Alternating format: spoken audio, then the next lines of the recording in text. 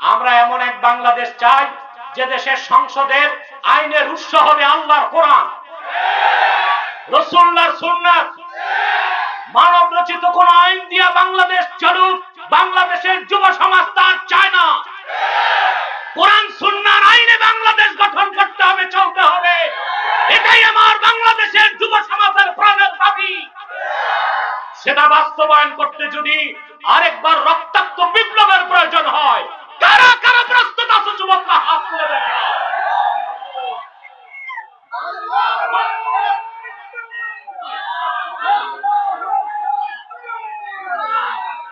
সামনে সূরাতুল বাকারা থেকে 165 নম্বর আয়াত তেলাওয়াত করেছি। বর্তমান বাংলাদেশের রাজনৈতিক যে সংকট, তার কি সমস্যা, কি সমাধান, এই কথাগুলো আমরা কোরআন কারীম থেকে শুনবো ইনশাআল্লাহ। আমার সঙ্গে আপনারাও পড়ুন, যেন প্রতিটি অক্ষরের নূরকে আল্লাহ তাআলা আমাদের সিনায় উদ্ভাসিত করে দেন। বলুন আল্লাহুম্মা আমিন। أعوذ بالله من الشيطان الرجيم بسم الله الرحمن الرحيم ومن الناس من يتخذ من دون الله أندادا يحبونهم كحب الله والذين آمنوا أشد حبا لله ولو يرى الذين ظلموا إذ يرون العذاب أن القوة لله جميعا وأن الله شديد العذاب। আল্লাহ তাআলা কোরআন কারীমের মধ্যে ইরশাদ করেছেন, وَمِنَ النَّاسِ مَن يَتَّخِذُ مِن دُونِ اللَّهِ أَندَادًا। মানুষের মধ্যে এমন কিছু অবিশ্বাসী মুশরিক এবং পোড়াকপাল আছে যারা মহান আল্লাহকে বাদ দিয়ে অন্য কিছুকে আল্লাহর সমকক্ষ বানায়। বলেন নাউজুবিল্লাহ। ইউহিব্বুনাহুম কাহুব্বিল্লাহ। আর আল্লাহর সাথে যে জিনিসগুলোকে তারা শরীক করে, ওগুলোকে আবার তারা ওই রকম ভালোবাসে মুমিনরা যেই রকম আল্লাহকে ভালোবাসে। والذين آمنوا أشد حبا لله। কিন্তু যারা প্রকৃত মুমিন তারা জীবনের চেয়ে বেশি মহান আল্লাহকে ভালোবাসে। ولو يرى الذين ظلموا إذ يرون العذاب أن القوة لله جميعا। যারা জুলুম করছে নিজেদের উপর, কাফের এবং মুশরিক, ওরা যখন ভয়ঙ্কর আযাব দেখবে তখন তারা টের পাবে, তারা অনুভব করতে পারবে নিশ্চয় সকল ক্ষমতার মালিক আল্লাহ, সর্বশক্তিমান কে? আল্লাহ। ওয়া আন্নাল্লাহা শাদীদুল আযাব। এবং নিশ্চয় আল্লাহ তাআলা আযাব দেবার ক্ষেত্রে অত্যন্ত কঠোর। খুব মনোযোগ দিয়ে শোনেন। মানুষের মধ্যে এমন কিছু মানুষ আছে যারা অন্যকে আল্লাহর সমকক্ষ বানায়। নির্দুন শব্দের বহুবচন আংদা। নির্দুন শব্দের বহুবচন কি? আংদা। নির্দুন বলা হয় আরবিতে মহান আল্লাহ ছাড়া অন্য কিছুকে আল্লাহর সমকক্ষ মনে করাটাই শিরক, আর যেটাকে সমকক্ষ বানানো হয় ওইটাকে বলা হয় নির্দুন। এর বহুবচন হচ্ছে আংদা। সবগুলো তাফসীর সামনে রাখলে তিনটা ব্যাখ্যা পাওয়া যায় আংদাদের। একটা হচ্ছে মূর্তি, আরেকটা হচ্ছে রুআসাউল কুফার, কাফেরদের কাফের নেতা। 3 নাম্বার হচ্ছে শায়াতিন মিনাল জিন, শয়তান। যুগে যুগে যারাই পৃথিবীতে শিরক করছে, আল্লাহর বিপক্ষে অন্যকে আল্লাহর সমকক্ষে দাঁড় করাবার চেষ্টা করছে, এই তিনটা জিনিস নিয়েই তারা শিরক করছে। হয় মূর্তি, নয় নেতা, নয় শয়তান। কয়টা? যেমন মক্কার কুরাইশরা আসনাম বা মূর্তিগুলোকে আল্লাহর সমকক্ষ মনে করতে। বলেন নাউজুবিল্লাহ। আমি তিনটা ব্যাখ্যাই ধাপে ধাপে আপনাদেরকে কম সময়ে শোনাচ্ছি।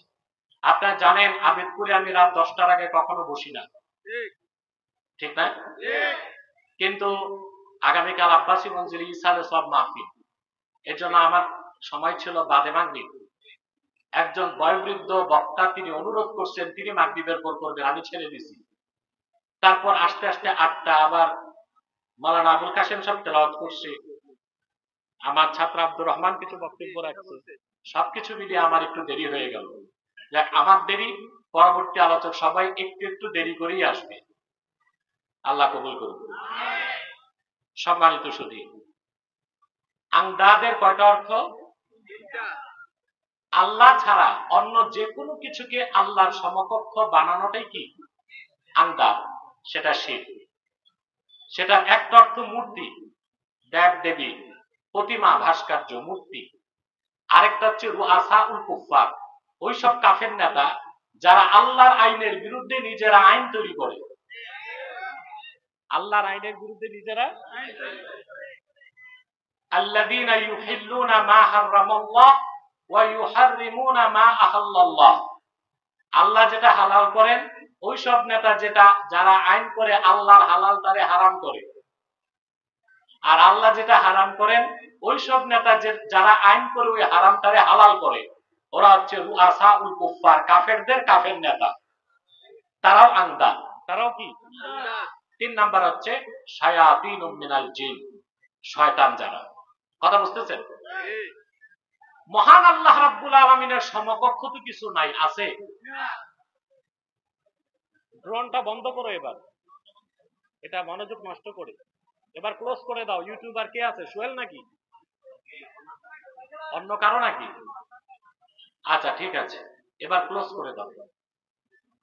মানুষ তো ম্যাজিক দেখতে পছন্দ বেশি করে, এটাও দরকার আছে। এই বক্তব্যটাকে সারা পৃথিবীতে লক্ষ লক্ষ মানুষের কাছে পৌঁছে দিচ্ছে তারা, ইউটিউবাররা। আমি বুঝি না, জনগণ ইউটিউবারদের উপর আসলেই খেপে যায়। বসো, ক্যামেরা নামাও, এটা করো সেটা করো না, বরং ওদেরকে প্রত্যেক কমিটির উচিত দাওয়াত করে খাওয়ানো। কি বলেন আপনারা? ওরা তো প্রোগ্রামটাকে চ্যানেলের মাধ্যমে প্রচার করছে।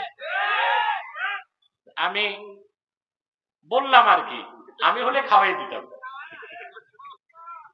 সম্মানিত সুধী, আল্লাহর সমকক্ষ তো কিছু হতেই পারে না। তো মুশরিকরা আল্লাহর সমকক্ষ কিছু যদি বানায়, এই প্রসঙ্গটা কেন আসলো? প্রশ্ন আসে না? আল্লাহ কত বড় তা চিন্তা করতে পারবেন? কথা বলেন। এই যে আপনি পৃথিবীতে আছেন না, কথা বলেন, এই পৃথিবীটা 51 কোটি বর্গ কিলোমিটার।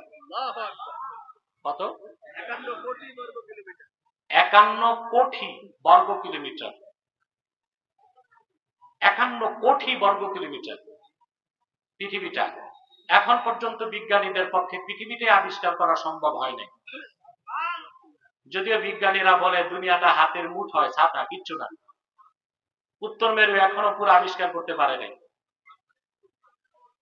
অ্যামাজন জঙ্গল এখনো পুরো আবিষ্কার করতে, প্রশান্ত মহাসাগরে মারিয়ানা ট্রেঞ্চ এখন আবিষ্কার করতে পারে নাই। এই পৃথিবীটা, এই দুনিয়াটাই এত বড়, এর থেকে 13 লক্ষ গুণ বড় হচ্ছে সূর্যটা। কত লক্ষ গুণ? সূর্যটা যে গ্যালাক্সিতে আছে, আমাদের যে গ্যালাক্সি মিল্কি ওয়ে, সূর্যের মতো 10,000 কোটি নক্ষত্র মিলে এই একটা গ্যালাক্সি। এইরকম বিলিয়ন বিলিয়ন গ্যালাক্সি আল্লাহ তাআলা প্রথম আকাশের নিচে সাজায় রাখছেন। রাসূল কারীম সাল্লাল্লাহু আলাইহি ওয়াসাল্লাম হাদিস, মালিক ইবনে সাকসা রাদিয়াল্লাহু তাআলা বর্ণনা করেছেন, বুখারী ও মুসলিমে হাদিসটি এসেছে, মিশকাতেও আছে। দুনিয়া থেকে প্রথম আকাশে যেতে লাগবে 500 বছর, তারপর দ্বিতীয় আকাশ, তারপর তৃতীয় আকাশ, তারপর চতুর্থ, তারপর পঞ্চম, তারপর ষষ্ঠ, তারপর সপ্তম, তারপর সিদরাতুল মুনতাহা, তারপরে লা মাকান, তারপরে লা জামান, তারপরে নূরের পর্দা, একটা পর্দা থেকে আরেকটা 500 বছর দূরে। এরকম ৭০,০০০ নূরের পর্দার উপরে আমার আল্লাহর আরশুল্লাহিল আযীম। সে আরশে আজিমের সামনে সম্মুখ প্রান্তে আল্লাহর কুরসিটা রাখা। কুরসিটা কত বড়? আল্লাহ বলেছেন ওয়াসিআ কুরসিয়ুহুস সামাওয়াতি ওয়াল আরদ। আল্লাহর কুরসিটা ৭ আকাশ ৭ জমিনের চেয়ে বড়। আব্দুল্লাহ ইবনে আব্বাস রাদিয়াল্লাহু তাআলা আনহুমা ব্যাখ্যা করেছেন, তানবীরুল মিকবাস মিন তাফসীর ইবনে আব্বাস এসেছে কুরসিয়ুহু আওসাউ মিনাস সামাওয়াতি ওয়াল আরদ। আমার আল্লাহর কুরসিটা আরশের ছোট্ট একটা জায়গায়, আর আল্লাহর কুরসিটাই ৭ আকাশ ৭ জমিনের চেয়ে বড়। তাহলে আরশে আজিম কত বড়, আর আমার মালিক আল্লাহ রাব্বুল আলামিন কত বড়। আল্লাহর সমকক্ষ তো চিন্তাতেও আসে না। দুনিয়াটা আল্লাহর কাছে কদ্দুর। সুবহানাল্লাহ। আমাদের দেশে ভণ্ড পীর ফকির আর কিছু মূর্খ সুফি দরবেশ একটা মওযু হাদিস বলে যে আকাশ জমিন কোথাও আল্লাহর জায়গা হয় না, মুমিনের অন্তরে আল্লাহ জায়গা নেন। এটা হুলুলি আকীদা, শিরকি আকীদা। পক্ষে আবার তারা একটা হাদিসও বলে, মওযু হাদিস, কুলুবুল মুমিনি আরশুল্লাহ। বলে না? বলে যে মুমিনের অন্তর আল্লাহ আরশ। আল্লাহ আলিল মাসনুআ ফি আহাদিসিল মাওদুআতি, ইমাম সিয়ুতি এই হাদিসকে মওযু বলেছেন, জাল। মওযু হবার জন্য শব্দগুলোর মধ্যে রিকাকাতুল আলফাজ আছে। কুলুবুল মুমিন, কুলুব বহুবচন, মুমিন একবচন। এটা যদি হাদিস ধারণা করতে চাইতাম তো হইতো কি কুলুবুল মুমিনিন, কুলুব বহুবচন, মুমিন একবচন। রিকাকাতুল আলফাজের কারণে প্রথম শর্তেই বোঝা যায় এটা আল্লাহর হাবিবের হাদিস নয়, এটা মওযু কথা। মুমিনের অন্তরে কখনো আল্লাহ জায়গা নেন না। মুমিনের অন্তরে আল্লাহর জিকির থাকে, স্মরণ থাকে, আল্লাহর মারিফত থাকে।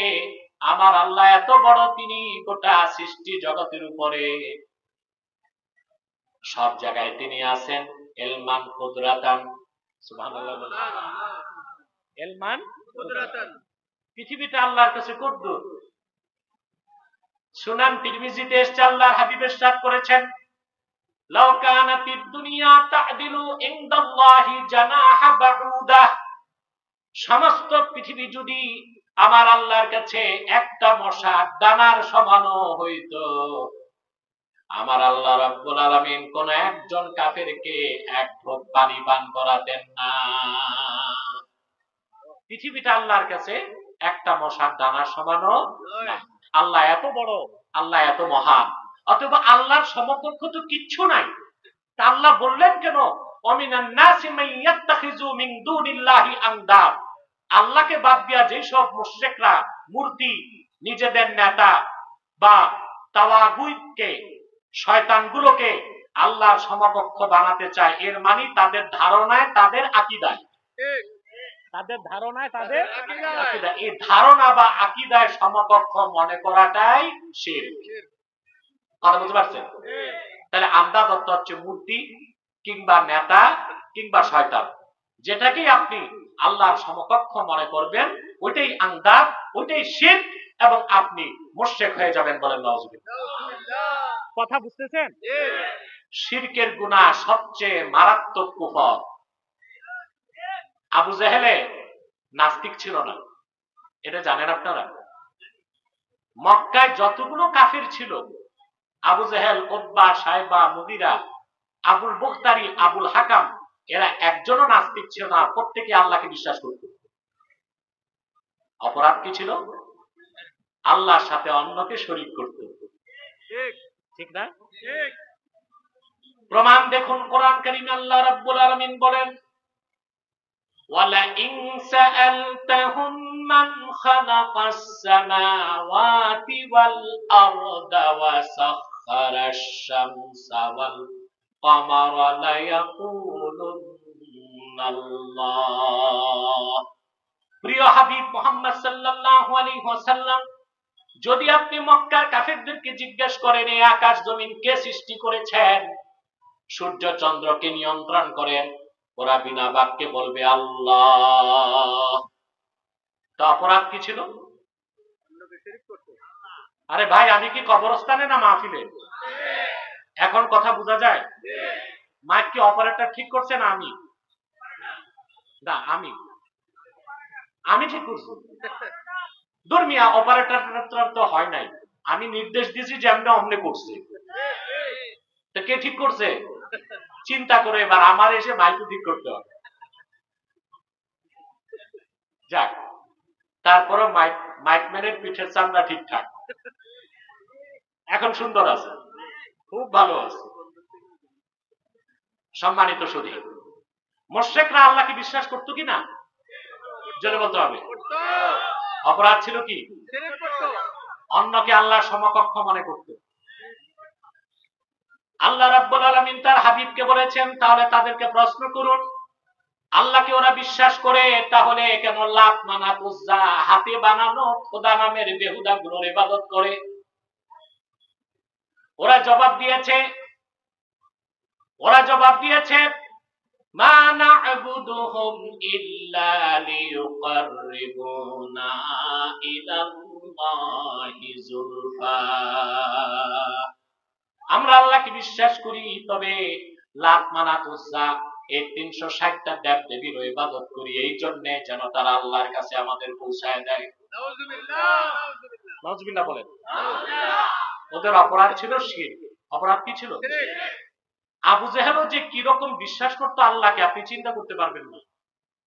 হাদিস সাক্ষ্য দেয়, কোরআন সাক্ষ্য দেয়, রাসূল করিম সাল্লাল্লাহু আলাইহি ওয়াসাল্লাম যখন বদর যুদ্ধে গেলেন, ইসলামের প্রথম পূর্ণাঙ্গ যুদ্ধের নাম কি?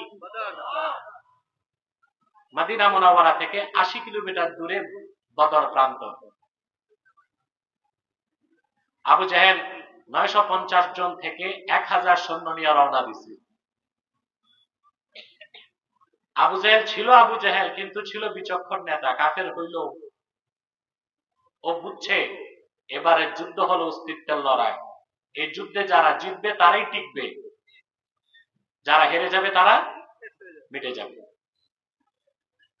ধূর্ত আবু জেহেল সৈন্য সামন্ত নিয়ে কাবার চত্বরে চলে গেল। সব সময় তারা লাত, মানাত, উজ্জার কাছে সাহায্য চাইতো। এবার আবু জেহেল তো মনে মনে জানে এগুলো একটা খোদা না, সব বেহুদা। মালিক একজন, তিনি কে?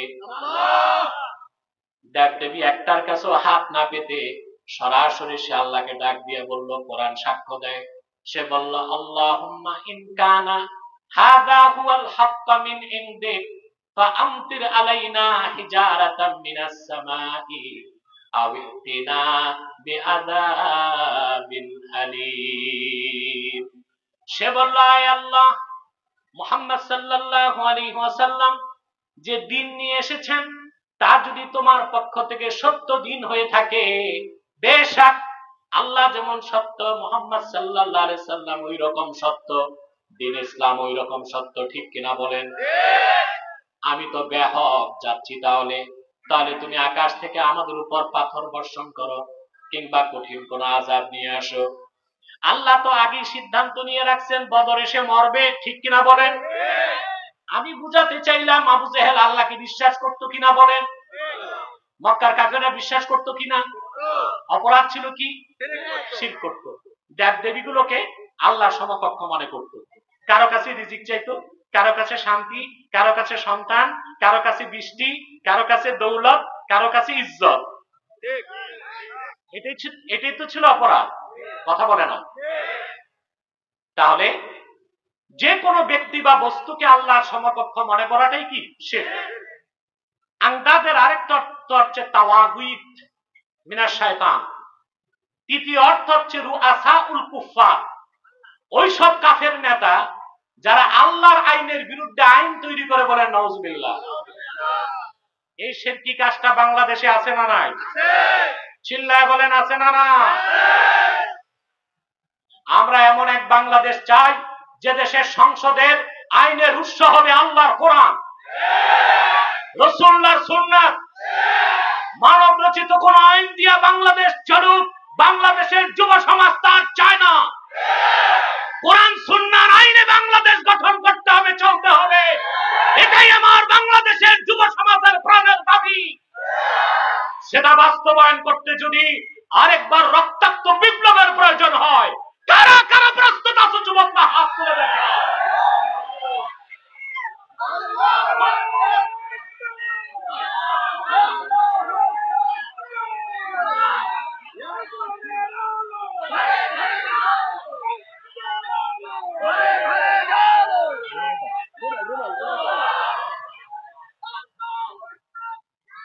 আমার ভাইরা, রুআসাউল কুফফার, ওইসব আইন প্রণেতা যারা আল্লাহর আইনের বিরুদ্ধে আইন তৈরি করে, তারাও শয়তান, তারাও আন্দাজ। আল্লাহ যেটা হালাল করেছেন, রাসূলুল্লাহ যেটা হালাল করেছেন, কিয়ামত তক দুনিয়ার সমস্ত পার্লামেন্টের সদস্যরা মিলে ওই হালালকে হারাম করার অধিকার রাখে না। আল্লাহ যেটা হারাম করেছেন, রাসূলুল্লাহ ১,৫০০ বছর আগে হারাম করেছেন, দুনিয়ার সমস্ত পার্লামেন্টের আইন প্রণেতারা মিলে সেই হারামকে হালাল করার ক্ষমতা রাখে না। যদি আল্লাহ ও তার রাসূলের হালালকে কেউ হারাম করতে চায়, হারামকে কেউ হালাল করতে চায়, সেও আন্দাদের অন্তর্ভুক্ত হবে। যারা তার অনুসরণ করবে তারাও শিরকের গুনাহে গুনাহগার হয়ে যাবে। কোন মানুষ কখনো আল্লাহ যা হালাল করছেন ওটারে হারাম করতে পারে না, আল্লাহ যা হারাম করছেন ওটারে হালাল করতে পারে না। আল্লাহ রাব্বুল আলামিন কোরআন কারীমে বলেন, কুল ইয়া আহলাল কিতাবি তাআলাউ ইলা কালিমাতিন সাওয়াইন বাইনানা ওয়া বাইনাকুম আল্লা না'বুদা ইল্লাল্লাহ ওয়া লা নুশরিকা বিহি শাইআন ওয়া লা ইয়াত্তাখিযা বা'দুনা بعضا أربابا من دون الله فإن تولوا فقولوا اشهدوا بأننا مسلمون।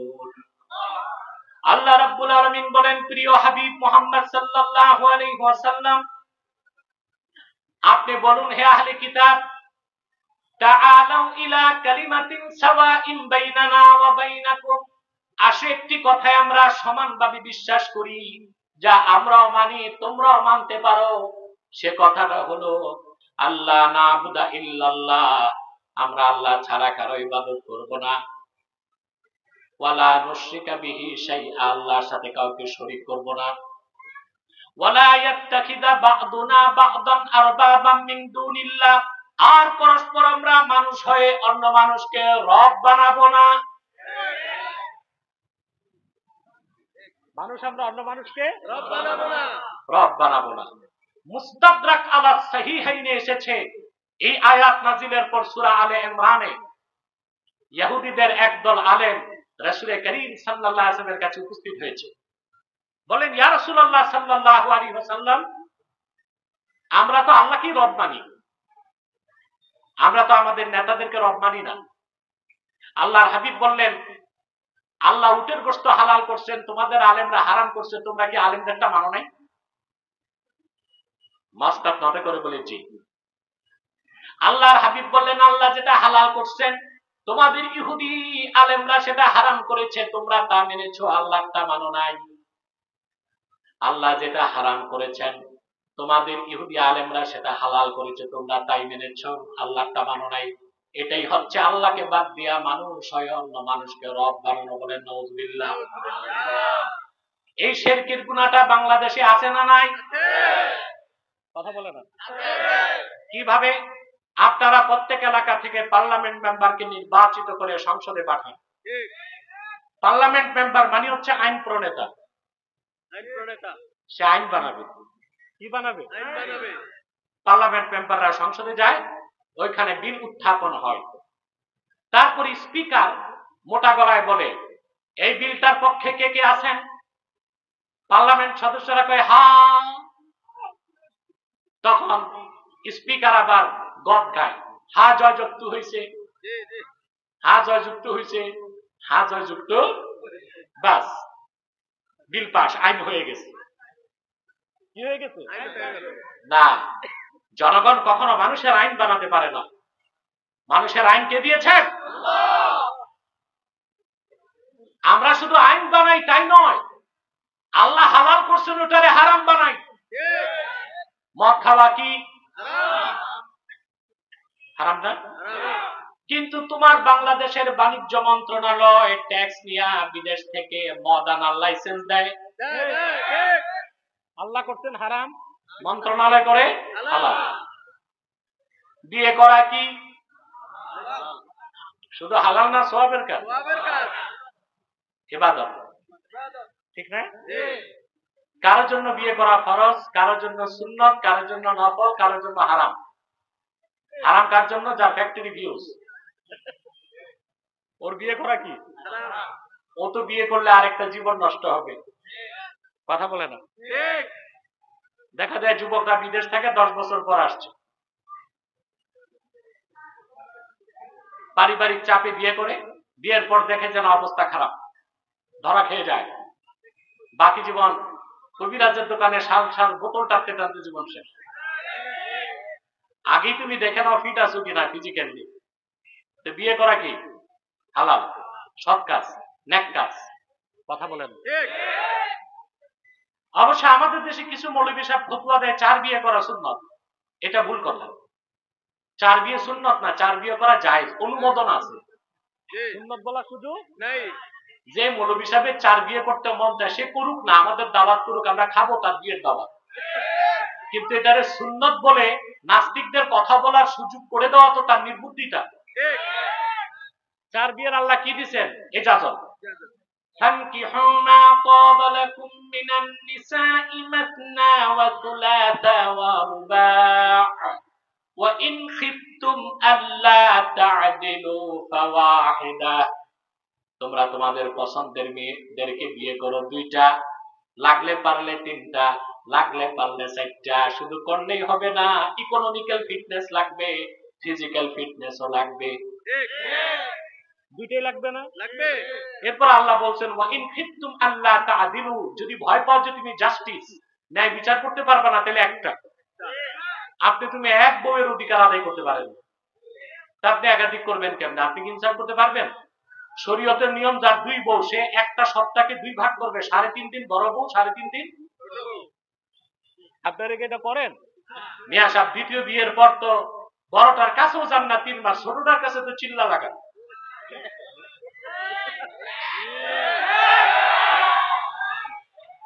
থামো যুবকরা, থামো। ওদের গোসা কোথায় যাবি? ওরা তো একটাও করে নাই, শুধু ভয় খায়।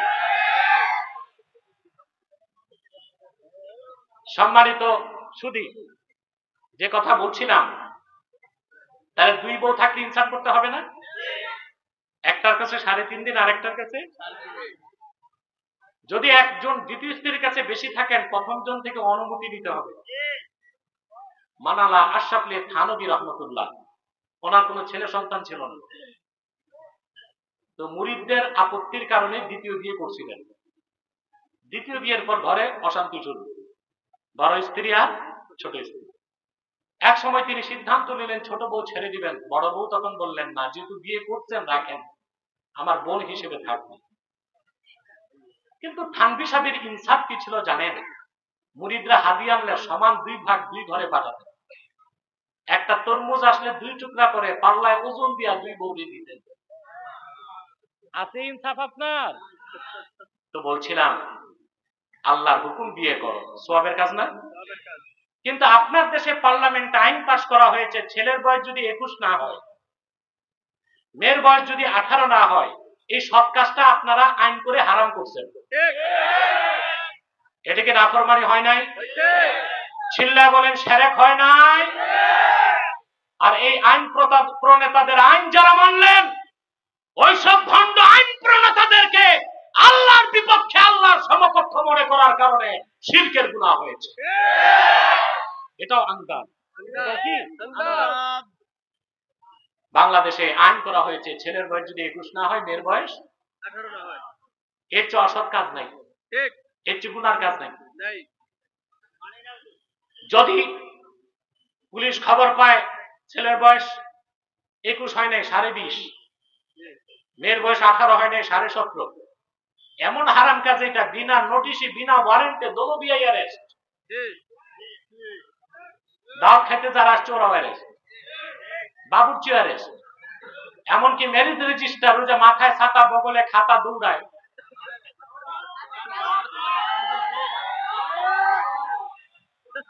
এও অ্যারেস্ট।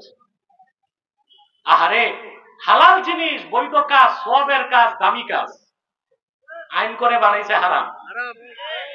জেনা করা কি?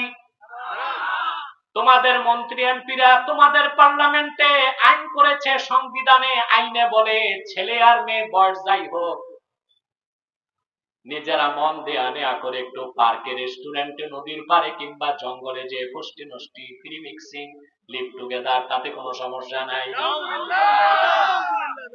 জেনার মতো হারামকে আইন করে করছে হালাল, কথা বলে না। বিয়ের মতো হালালকে আইন করে করছে হারাম। এরাও আংদাত বানাইছে কিনা, কথা বলে না। আল্লাহ হালাল করছেন, ওরা করছে কি? আল্লাহ হারাম করছেন, ওরা করছে কি? আমরা শিরক মুক্ত পার্লামেন্ট চাই। আমার আইনের উৎস হবে কোরআন, সুন্নাহ, ইজমা, কিয়াস।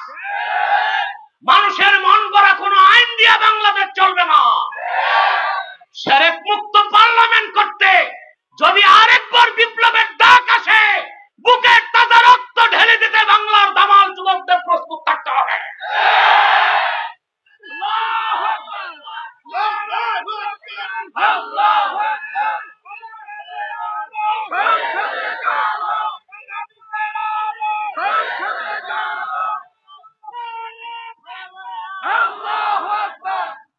প্রিয় ভাইরা, এরপরে আল্লাহ তাআলা বলেন ইউহিব্বুনাহুম কাহুব্বিল্লাহ, তাদের প্রথম অপরাধ তারা আল্লাহর বিরুদ্ধে, আল্লাহর বিপক্ষে গায়রুল্লাহকে আল্লাহ সমকক্ষ বানায় শিরক করে, আবার ওগুলোকে ভালোবাসে ওই রকম মুমিনরা আল্লাহকে ভালোবাসে যেই রকম। এটা দ্বিতীয় শিরক, এটা হচ্ছে শিরক ফিল মাহাব্বা। শিরক ফিল মাহাব্বা, যেমন আবু জাহেল যে বদর যুদ্ধে গেল, আবু জাহেল 70 জন মারা গেছে না? কাদের ভালোবাসায়? মূর্তি ভালোবাসায়। আর আল্লাহর হাবিবের সাহাবীদের জীবন দিবেন বদরে কার ভালোবাসায়? আল্লাহর ভালোবাসায়। আল্লাহ রাব্বুল আলামিন বলেন ওয়াল্লাযীনা আমানু আশাদ্দু হুব্বাল লিল্লাহ, যারা প্রকৃত মুমিন তারা আল্লাহকে জীবনের চাইতে বেশি ভালোবাসে।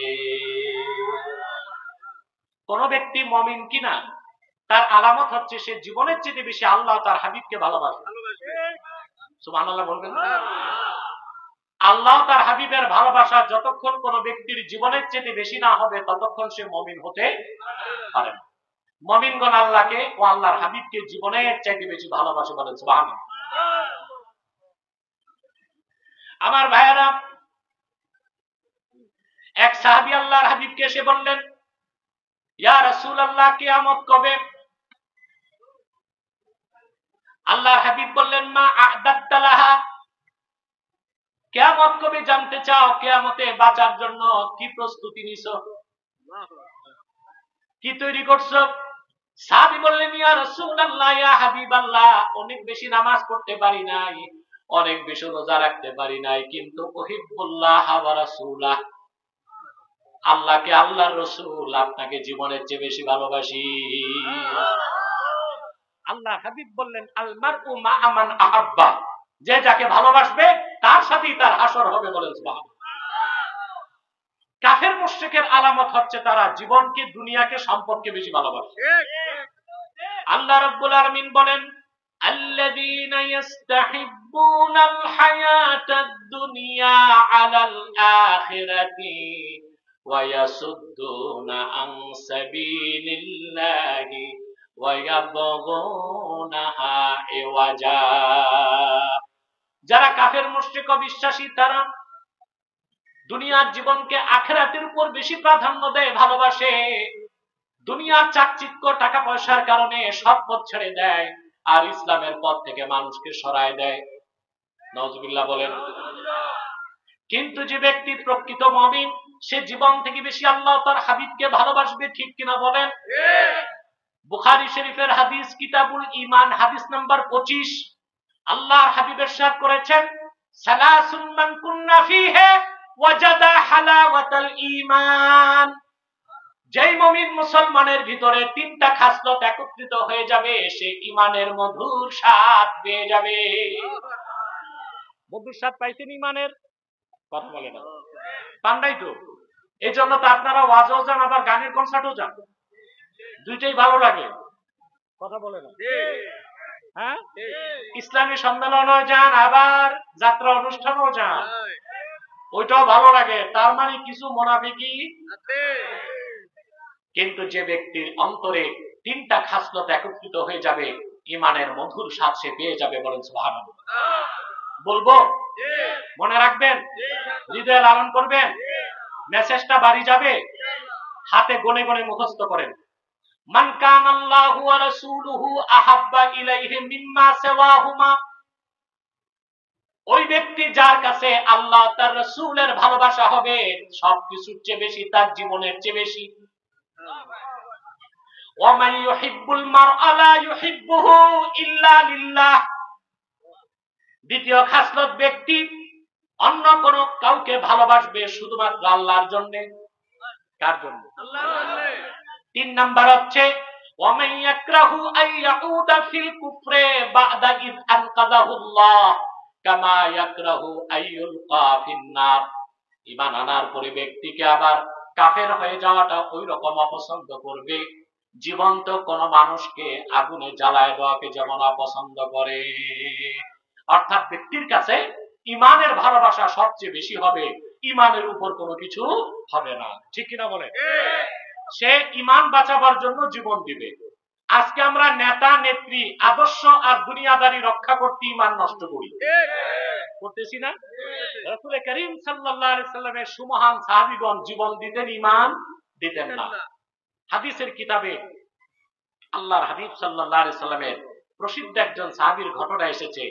ওনার নাম ছিল আম্মার রাদিয়াল্লাহু তাআলা। নাম শুনছেন? জোরে বলেন। একই পরিবারের 3 জন।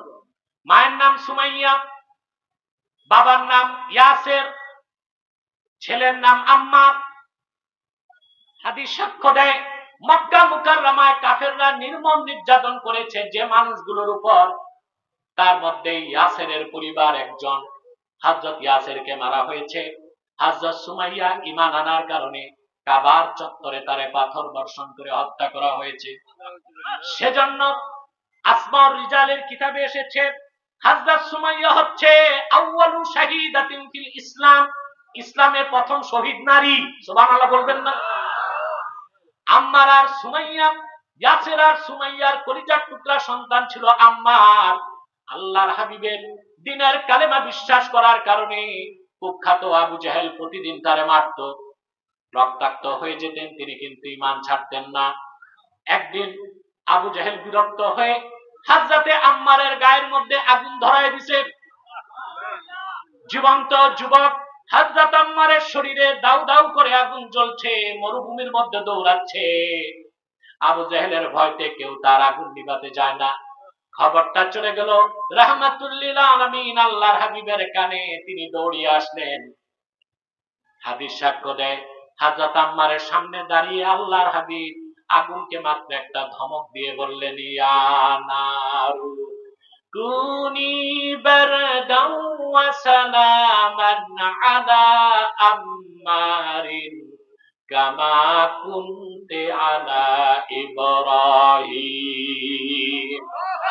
রে আগুন, আমার সাহাবী আম্মারের জন্য তুই শান্তিদায়ক ঠান্ডা হয়ে যা, যেভাবে আরেকবার আমার দাদা ইব্রাহিমের জন্য ঠান্ডা হয়ে গেছিলি। হাদিস সাক্ষ্য দেয়, রাসূলুল্লাহর এক ধমকের সঙ্গে সঙ্গে হযরত আম্মারের শরীরের আগুন পানি হয়ে গেল। চিন্তা করেন মুসলমান, হযরত ইব্রাহিমকে যখন নমরুদ আগুন দিয়েছিল, আগুনকে ধমক দিছে কে? আল্লাহ। আর আম্মারের গায়ে আবু জহল যখন আগুন দিছে, আগুনকে ধমক দিবেন কে? আল্লাহর হাবিব। কি ক্ষমতা আল্লাহ তার হাবিবকে দান করেছিলেন, সুবহানাল্লাহ। সাহাবায়ে কেরামকে নির্মম নির্যাতনের পরও তারা ঈমানকে ছাড়তেন না, কারণ ঈমানটা তাদের কাছে ছিল জীবনের চেয়ে প্রিয়। হযরত বেলালের কথা হাদিসে এসেছে, বেলালে হাবশী, তার দাম ছিল মাত্র 6 দিরহাম। ঈমান এনে মুসলমান হয়ে যাবার পরে কুরাইশ নেতা উমাইয়া হযরত বেলালকে প্রতিদিন অত্যাচার করত, মারত, নির্যাতন করত। যত বেশি তার নির্যাতন করত, তার ঈমানের পাওয়ার তত বেড়ে যেত। সিরাতের কিতাব সাক্ষ্য দেয়, একদিন উমাইয়া খেজুর পাতার পাকানো রশি হযরত বেলালের গলার মধ্যে বেঁধে পাহাড়ের মধ্যে হেঁচড়ে ফেলে দিল। টেনে টেনে আনলো। বাবলা গাছের বিষাক্ত কাঁটা হযরত বেলালের দেহে বিদ্ধ হয়ে গেল, গোশত আর চামড়া ছিন্ন হয়ে গেল। তপ্ত মরুভূমির মধ্যে এনে কুখ্যাত আবু জেহেল, কুখ্যাত উমাইয়া মরুভূমির মধ্যে আগুনের অঙ্গার বিছাই দিল। উলঙ্গ করে বেলালকে শোয়া বুকের মধ্যে একটা পাথর রেখে দিল। হযরত বেলাল বেহুশ হয়ে যান। যখন হুশ আসে তখন শুধু আঙ্গুল তুলে বলে আহাদ। হযরত বেলাল একটা কথা বলেছিলেন হুশ ফেরার পরে, আরবের কবি কাব্যের ভাষায় লেখেন, বেলাল, হযরত বেলাল উমাইয়াকে বলল, লাকাল জিসমুল্লাতী মুল্লিকতা মিন্নী ওয়ালিল্লাহিস সারাইর ওয়াল উকুল। রে উমাইয়া, 6 দিরহামে তুমি আমার দেহটা কিনছো মাত্র। দেহটাকে কেটে টুকরা টুকরা করে দাও, আগুনে জ্বালায় ভস্ম করে দাও, আমার কোনো না নাই। কিন্তু হৃদয়ের যেখানে আল্লাহ তার হাবিবের ভালোবাসা জায়গা দিয়েছি রে উমাইয়া, ওখানে তোমার হাত কোনোদিন যেতে পারবে না। সেজন্যই বলি মুসলমান, খাঁটি ইমানদার তো সেই যে তার জীবনের চেয়ে বেশি আমার আল্লাহকে ভালোবাসবে, ঠিক কিনা বলে? আল্লাহ তার হাবিবের ভালোবাসা যতক্ষণ পর্যন্ত জীবনের চেয়ে বেশি অন্তরে না আসবে, ততক্ষণ পর্যন্ত কোন মুমিন ইমানদার দাবি করতে পারে না। সেজন্য আল্লাহ তাআলা বলেছেন, ওয়াল্লাযীনা আমানু আশাদ্দু হুব্বাল লিল্লাহ, যারা খাঁটি ইমানদার তারা আল্লাহকে সর্বাধিক ভালোবাসে। বলেন সুবহানাল্লাহ। এরপরে আল্লাহ তাআলা বলেন, ওয়ারাউ ইয়ারাল্লাযীনা যালামু ইয ইয়ারাউনাল আযাবা আন্নাল কুওয়াতা লিল্লাহি জামিআ। জালেমরা যদি অবলোকন করত, যখন আযাব দেখবে তখন তারা টের পাবে নিশ্চয় সমস্ত ক্ষমতার মালিক কে? ক্ষমতার উৎস কে? অতএব জনগণ ক্ষমতার উৎস, এটা একটা শিরকি কথা। ক্ষমতার উৎস কি জনগণ, না ক্ষমতার মালিক আল্লাহ? অতএব আমাদের রাজনৈতিক দলের নেতাদের ম্যানিফেস্টো থেকে আর গঠনতন্ত্র থেকে শিরকি আর কুফরি কথা বাদ দিতে হবে। জনগণ ক্ষমতার উৎস, না সকল ক্ষমতার মালিক আল্লাহ? জনগণ কি ক্ষমতা রাখে দেখছেন না করোনার সময়? কথা বলেন, কোথায় ছিল জনগণ? বাবা মারা গেছে, বাবাকে দাফন করতে ছেলে আসে না। সামান্য করোনা, আপনারা তো সাধারণ মানুষ, পুলিশ, ম্যাজিস্ট্রেট, এসপি, ডিসি, মন্ত্রী, প্রধানমন্ত্রী সব ঘরে বসাই দিচ্ছে, ঠিক না? অতএব ক্ষমতার মালিক আসলে আল্লাহ। আপনারা আমেরিকার ক্যালিফোর্নিয়াতে দেখছেন আগুনে সব চলে গেছে। পৃথিবীতে বলা হয় সুপার পাওয়ার, তারা কি আগুন নিভাইতে পারে নাই। যতদিন আল্লাহ চাইছে ততদিন আগুন ধরায় রাখছে। জীবনভর শুনলাম পানি দিলে আগুন নিবে, আর আমেরিকায় দেখলাম পানি দিলে আগুন বাড়ে। এটা কার গজব ছিল? চিল্লায় বলেন, কার গজব ছিল? ঠিক না? এই আমেরিকা ইসরায়েলকে 15 মাসে ফিলিস্তিনে হামলা করতে $2,200 কোটি সাহায্য করেছে। কত? আর 15 দিনের আগুনে আল্লাহর গজবে জ্বলে গেছে তার 11,500 কোটি টাকার সম্পদ। কত? তারপর আমরা দেখছি সভ্য দেশের অসভ্য মানুষদের চিত্র। একদিকে ঘর বাড়ি জ্বলছে, আরেকদিকে ওই দেশের নাগরিকরা লুটপাট করছে। দেখেন নাই? এটাই তো কল্যাণ রাষ্ট্র। এটা কি বলা হয়? পৃথিবীতে আমেরিকা হচ্ছে ওয়েলফেয়ার স্টেট, কল্যাণ রাষ্ট্র। আর আমেরিকানদেরকে বলা হয় সিভিলাইজড নেশন, সভ্য জাতি। আইন যতক্ষণ আছে ততক্ষণ সভ্য। কথা বলে না, এটা কি সভ্য জাতি? আগুন লাগছে পরে লুটপাট করছে ওরা। বাংলাতে আপনারা পড়তেন কারো ঘর পুড়ে আর কেউ আলু পোড়া দিয়ে খায়, কারো ঘর জ্বলে কেউ আলু পোড়া দিয়ে, আমেরিকায় তাই হয়েছে না? অতএব সমস্ত ক্ষমতার মালিককে, এই বিশ্বাস আমাদের অন্তরে রাখতে হবে। সেজন্য ইসলাম আমাদেরকে শিখায় সার্বভৌমত্বের মালিক জনগণ না, সার্বভৌমত্বের মালিক আল্লাহ। সার্বভৌমত্বের মালিক কে? আল্লাহ। আমাদেরকে শিরকের গুনাহ থেকে অবশ্যই দূরে থাকতে হবে। পারবেন তো ইনশাআল্লাহ? টাইম দেখুন, 1 ঘন্টা হয়ে গেছে। আমি আজকে আর পারছি না, আমি বিদায় নিব কয়েকটা জরুরি কথা বলে। যে কথাগুলো বললাম এগুলো মনে রাখবেন তো ইনশাআল্লাহ? শিরকের গুনাহ করবেন? জোরে বলতে হবে, করবেন? আল্লাহ কখনো শিরকের গুনাহ মাফ করবেন না। আপনি যত বড়ই গুনাহগার হন না কেন, শিরকের গুনাহ যদি না করেন, আল্লাহ তাআলা অবশ্যই আপনাকে কোনো একদিন মাফ করে দিবেন। দিবেন কিনা? আমরা শিরক আর কুফর থেকে দূরে থাকবো। কাগজগুলো পকেটে রাখো। সাদাকাল্লাহুল আযীম ওয়া সাদাকা রাসূলুহুন নবিয়ুল কারীম ওয়া নাহনু আলা যালিকা